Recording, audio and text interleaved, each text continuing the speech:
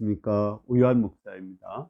오늘 말씀 통해서 하나님이 기뻐하시는 11조는 무엇인가, 또 우리가 하나님 안에서 어떻게 풍성한 물질 생활을 할 수 있는지 배울 수 있기를 기도합니다. 오늘 말씀은 공의와 사랑으로 드리는 11조입니다. 말씀은 누가복음 11장 42절에서 44절입니다. 요절은 42절입니다. 화 있을진저 너희 바리새인이여, 너희가 박하와 운양과 모든 채소의 11조는 드리되 공의와 하나님께 대한 사랑은 버리는도다. 그러나 이것도 행하고 저것도 버리지 말아야 될 것입니다. 바리새인들의 신앙생활은 정말 모범적이거든요. 그들은 안식일을 철저히 지키고 11조도 드리고 또 십계명도 잘 지켰습니다. 그런데 예수님은 그들을 책망하셨습니다. 특히 오늘 말씀에 보면 11조를 드리는 바리새인들을 책망했습니다. 왜 예수님께서 11조를 열심히 드리는 바리새인들을 책망했을까요? 우리가 어떻게 11조를 드려야 하나님이 기뻐하실까요? 오늘 말씀을 통해서 하나님이 기뻐하시는 11조를 우리가 드리고 풍성한 물질 생활을 할 수 있기를 기도합니다. 42절을 보겠습니다. 화 있을진저 너희 바리새인이여, 너희가 박하와 운양과 모든 채소의 11조는 드리되 공의와 하나님께 대한 사랑은 버리는도다. 그러나 이것도 행하고 저것도 버리지 아니하여야 할지니라. 예수님은 바리새인들이 11조를 철저히 드리는 것을 인정하셨습니다. 박하와 회양, 허브까지도 11조를 드리고 또 모든 채소도 11조를 드리는 것을 인정하셨습니다. 이렇게 11조를 열심히 드리면 칭찬을 해야 되는데 왜 예수님은 책망을 할까요? 화가 있었도다. 책망을 하셨습니다. 그것은 11조를 드리는데 11조를 드리는 그 정신을 잃어버렸기 때문에 그렇습니다. 왜 11조를 드립니까? 하나님을 사랑해서, 사랑하는 사람에게 물질을 드리는 게 아깝지 않죠. 그래서 하나님을 사랑하는 표시로 11조를 드리는 거거든요. 또 정당하게 번 돈을 가지고 11조를 드리는 거예요. 그것이 공의로 드리는 11조입니다. 그런데 이 사람들은 가난한 사람들의 물질을 착취해서 또 하나님에 대한 사랑은 없이 사람들에게 인정을 받고자 하는 그 마음으로 11조를 드렸습니다. 그렇기 때문에 예수님은 그들을 책망하셨습니다. 예수님께서는 11조를 드리되 공의와 사랑을 가지고 11조를 드리라고 말씀하셨습니다. 하나님을 사랑하는 마음으로 정당한 방법으로 번 돈으로 11조를 드리라고 말씀하십니다. 근데 왜 하나님은 11조를 드리기를 원하실까요? 저는 하나님이 11조를 드리라고 하는 이유를 세 가지 점에서 생각했습니다. 하나님은 천지를 창조하신 분이시죠. 가장 큰 부자고 또 물질이 사실은 필요가 없는 분이십니다. 그런데도 왜 하나님이 11조를 드리라고 했을까요? 첫 번째는 하나님을 사랑하는 그 마음을 원하셨기 때문에 그렇습니다. 우리가 사랑하면은 그 사람을 위해서 쓰는 물질이 아깝지 않습니다. 그 사람을 내가 사랑하는지 안 하는지 알려면 그 사람을 위해서 돈을 쓸 때 아까운가 아깝지 않은가를 보면 할 수 있습니다. 정말 하나님을 사랑하는 그 마음, 그 마음으로, 아까워하지 않는 그 마음으로 하나님께 드리기를 원했습니다. 하나님은 물질 자체보다도 마음을 원하시는 것입니다. 하나님을 사랑하는 마음, 또 정당하게 돈을 벌기를 원하십니다. 두 번째는 실제적인 필요인데 그 당시는 레위인들에게 직장을 잡지 못하게 했습니다. 그 레위인이 12명 중에 1명이 그 레위인들이거든요. 그들은 직장을 잡지 못하고 하나님이 그들을 먹여주실 거라고 했습니다. 하나님께 드린 그 물질로 레위인들을 먹여주시기를 원했기 때문에 그렇습니다. 하나님께서는 하나님이 직접 레위인들을 먹일 수도 있지만 성도들이 드린 그 11조로 레위인들을 먹이고 또 가난한 사람들을 돕기를 원했습니다. 왜냐하면 레위인들과 그 성도들과 그 11조를 통해서 물질의 지원받는 것을 통해서 사랑의 관계성을 맺고 또 레위인들은 빚진 자의 심정으로 그 일반 성도들을 위해서 기도를 해주고 또 말씀을 가르치기를 원했기 때문에 그렇습니다. 지금도 11조를 드리는 것은 전임 사역자들, 직장을 갖지 않은 전임 사역자들을 지원하고 또 가난한 사람들을 돕기 위해서 우리가 11조를 드리는 것입니다.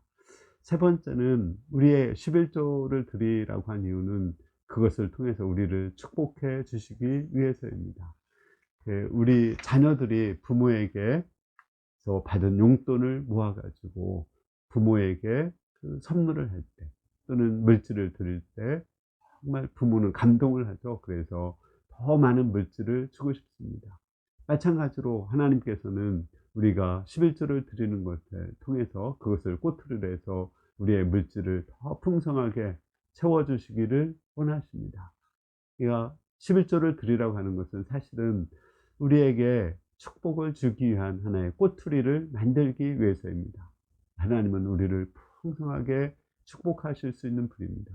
다만 11조를 통해서 우리의 물질을 풍성하게 축복해 주시기를 원하십니다. 이것은 많은 사람들이 체험을 하고 있는 것입니다. 제가 한 자매와 말씀 공부를 하는데 그 자매는 하나님께서 자기에게 직장을 주신 것을 생각하고 너무 감사해서 자기의 퇴직금을 전부 하나님께 드렸다고 고백을 했습니다. 근데 신기한 것은 그 다음 직장을 얻었을 때 그 직장이 그 처음 직장보다 2배의 월급을 받고 또 일하는 환경도 훨씬 더 좋은 그러한 직장을 하나님이 주셨다고 고백했습니다. 이것이 하나님의 마음입니다. 저도 마찬가지입니다.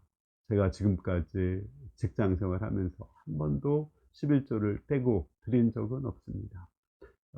한 번 좀 늦게 드린 적은 있습니다. 우리가 집을 사서 이사 갔을 때 11조를 안 한 걸 보고 제가 아내에게 빚을 얻어서라도 11조를 하자 이렇게 했습니다.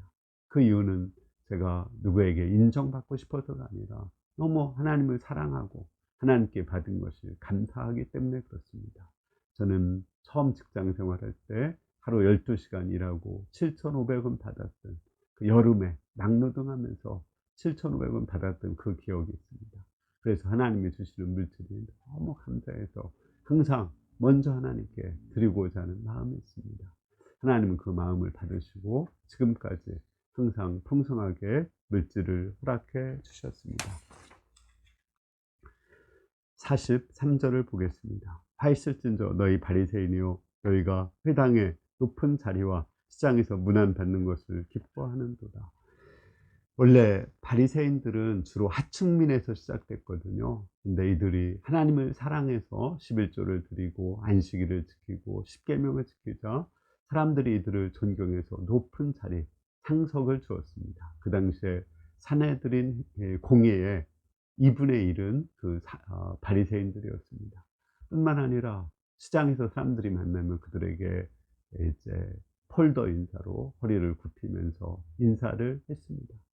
그들은 이렇게 높은 자리에 앉고 사람들의 인정을 받자 그것이 좋았습니다. 그것을 위해서 그들은 신앙생활을 했습니다. 물론 이렇게 사람들의 칭찬과 인정을 받는 것 그 자체가 나쁜 것이 아닙니다. 어떤 사람은 그 자체가 나쁘기 때문에 사람들에게 칭찬과 인정을 하지 마라 이렇게 가르치는 사람도 있습니다. 그러나 그렇지 않습니다. 사람들의 인정과 칭찬을 받기 위해서 그런 본성을 가지고 태어났습니다. 사람들의 인정과 칭찬을 받을 때 기분이 좋고 또 더 열심히 일하는 것이 사람의 본성입니다. 문제는 그들이 사람과 인정과 칭찬을 받을 때 왜 칭찬과 인정을 받는지 그 이유를 잃어버렸습니다. 그 이유는 그들이 하나님을 사랑하고 공의를 지켰기 때문에 그 칭찬과 인정을 받은 것입니다. 그런데 그 사랑과 공의는 잃어버리고 사람들의 인정과 칭찬이 신앙생활의 목적이 되어버린 것입니다. 그렇기 때문에 예수님으로부터 책망을 받은 것입니다. 이것은 그 유튜브 원리를 보면은 정말 잘 알 수 있습니다. 유튜브는 사람들의 인정과 칭찬에 의해서 구독과 조회수 이런 것이 늘어나게 됩니다. 또 그것이 많이 늘어나면 그걸 통해서 광고를 올리게 되고 광고를 하게 되면 그 유튜버들이 수입을 얻게 되고 그래서 구독과 그 좋아요 또 이런 것을 또 시청을 많이 해주는 그 시간 이런 것을 통해서 좋은 양질의 콘텐츠를 만들 수 있습니다.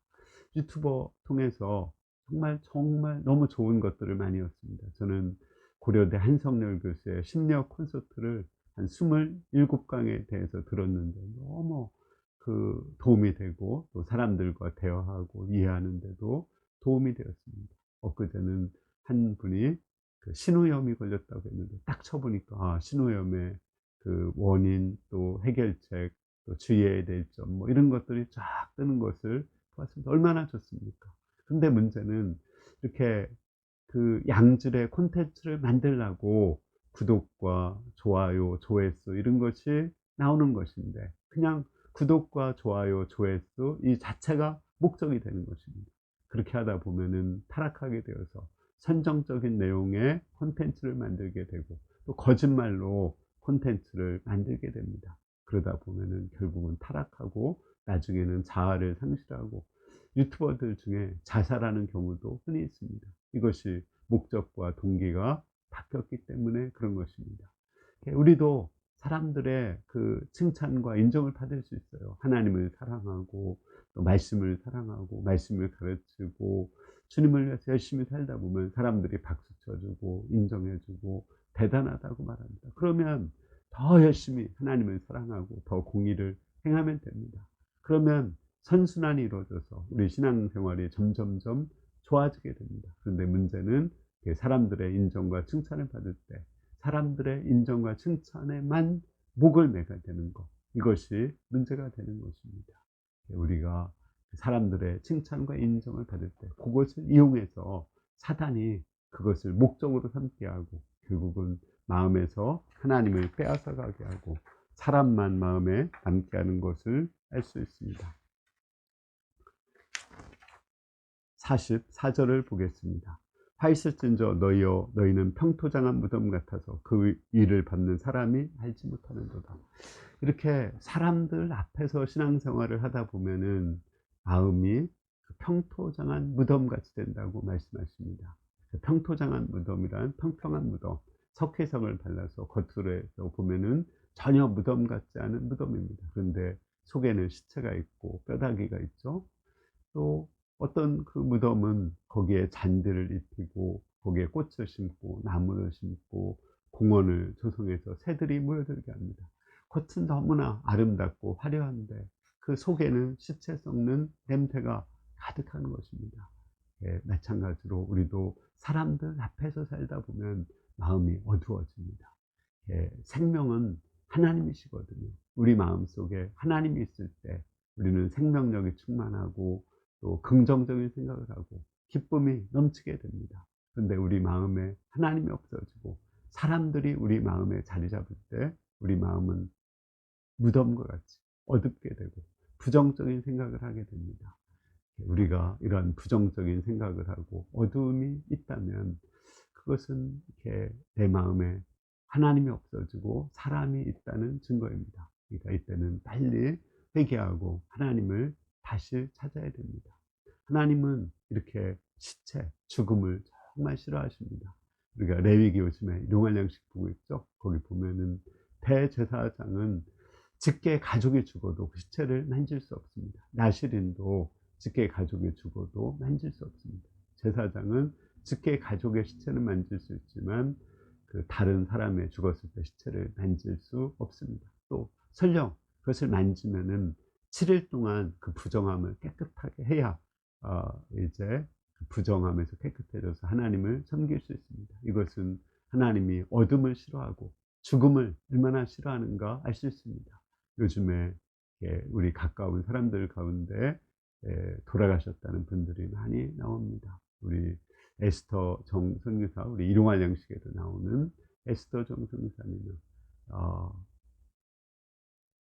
폴 정 선교사님, 또 우리 최삼일 목사님, 이런 분들이 UBF에서 요즘 근간에 돌아가셨습니다. 이런 얘기를 듣다 보면 마음에 슬픔이 생기고 어둠이 생기기가 쉽습니다. 부정적인 생각 생기기가 쉽습니다. 우리는 이러한 생각으로 인해서 마음을 어둠에 내어주지 말아야 됩니다. 아니면 다른 사람의 어떤 부정적인 말 한마디가 마음을 어둡게 하고 또 정말 피곤하게 하고 삶의 의욕이 없게 하고 밥맛이 떨어지게 하고 잠이 오지 않게 하는 그런 경우도 있습니다. 이것도 죽음이 우리를 사로잡는 것입니다. 내 안에서 부활이요 생명이신 그 하나님이 사라진 것입니다. 이러한 때는 빨리 회개하고 우리 부활이요 생명이신 하나님을 잡아야 됩니다. 하나님의 말씀을 잡고 기도해야 됩니다. 저도 내면에 이러한 어둠이 찾아올 때가 있습니다. 그때는 말씀을 잡고 그 어둠과 싸워서 물리칩니다. 말씀이 나의 내면에 충만히 임하게 될 때 내 마음 깊은 곳에서 하나님께 대한 감사와 찬송을 하게 됩니다. 하나님은 우리 내면이 하나님으로 생명력에 충만한 자가 되기를 원하십니다. 결론적으로 우리가 하나님이 기뻐하시는 11조를 드리려면 어떻게 해야 될까요? 하나님을 사랑하는 마음으로 하나님께 11조를 드려야 됩니다. 하나님을 사랑하는 마음이 있으려면 우리 마음 속에 하나님이 있어야 됩니다. 하나님이 내 안에 계실 때 하나님은 나한테 부활이요 생명을 주시고 또 삶에 빛을 주시고 소망을 주시고 긍정적인 생각을 주십니다. 내 안에 하나님을 모시고 우리가 하나님을 사랑하는 마음으로 하나님께 드리는 그 11조 아낌없이 이렇게 드릴 때 하나님께서는 그것을 꼬투리로 해서 우리를 크게 축복하여 주실 것입니다. 우리가 하나님께 물질을 드리는 가운데 풍성한 물질 생활을 체험하고 또 우리 마음에 하나님이 계셔서 하나님의 생명으로 마음이 충만하고 마음에 긍정적인 생각, 소망의 생각, 찬양의 생각, 기쁨의 생각, 소망의 생각으로 충만하게 되기를 기도합니다. 제가 기도하겠습니다.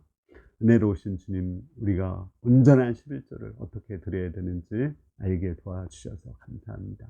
내 안에 창조주 하나님, 부활이요 생명이신 예수님을 모시고 하나님을 사랑하는 마음으로 11조를 드려서 하나님이 주시는 풍성한 물질 생활을 체험할 수 있도록 축복하여 주시기를 기도합니다. 감사합니다. 예수님의 이름으로 기도했습니다. 아멘.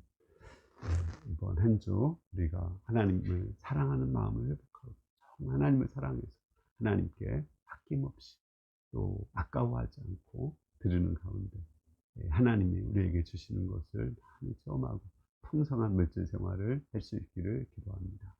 감사합니다.